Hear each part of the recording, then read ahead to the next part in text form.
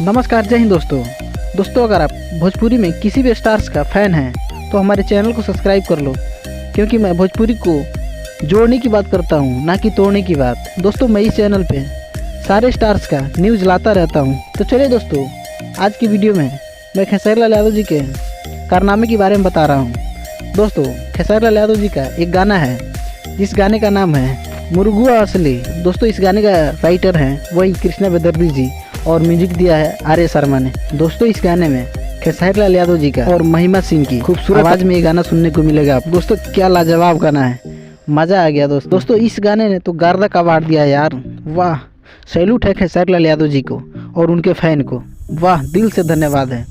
ये गाना आते मात्र में ही ट्रेंड कर रहा है। इसका टीजर भी 1 नंबर पे था और गाना भी 1 नंबर पे है।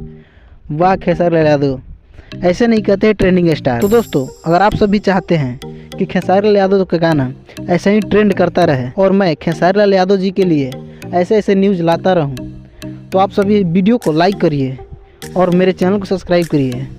मिलते हैं अगले वीडियो में, तब तक के लिए जय हिंद दोस्तों।